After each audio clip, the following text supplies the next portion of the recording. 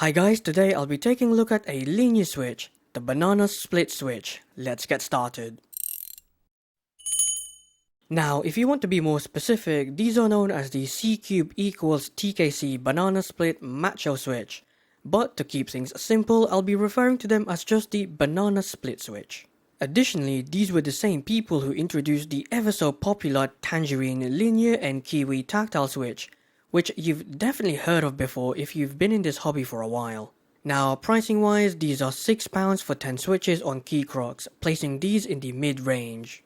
And this is what they look like when disassembled. Feel free to pause the video. Now, let's move on to the switch categories.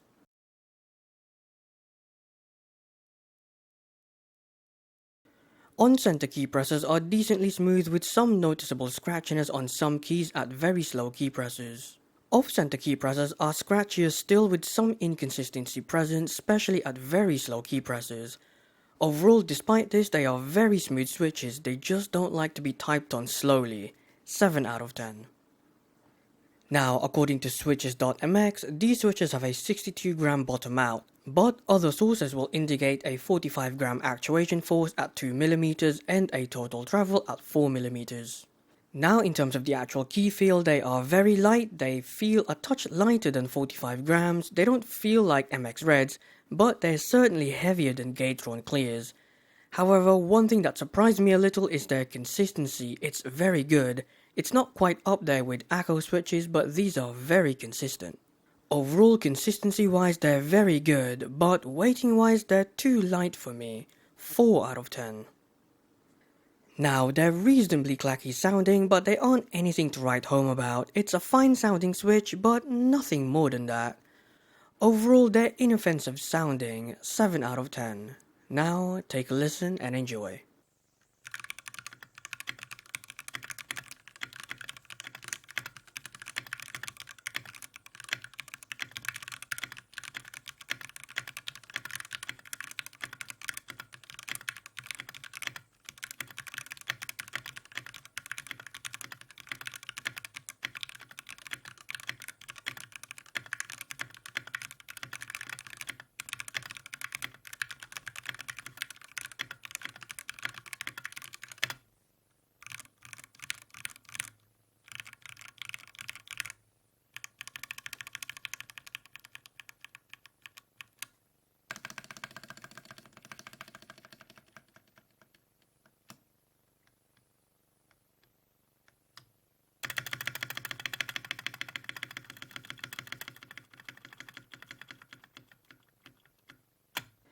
Now, as they're on the lighter side, I made more mistakes than usual, which is always frustrating, and for whatever reason, I find it difficult to get accustomed to lightly weighted switches, which adds to the frustration.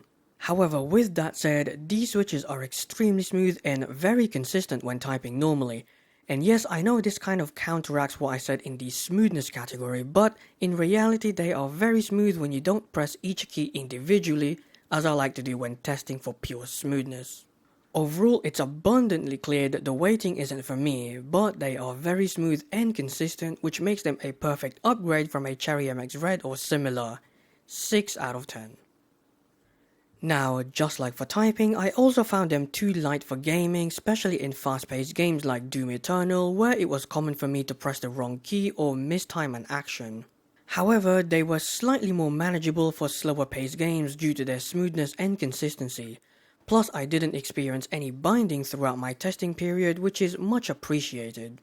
Overall, if you still have scratchy old linear switches, this is a much needed upgrade. It's far better than the MX Red or its clones. It's a different class even at stock. I can even see it as my backup switch when needed, but they wouldn't be my first choice necessarily. 7 out of 10. In conclusion, this is a switch targeted for those looking for an upgrade from an MX Red, or for those looking to build their first premium keyboard on a budget.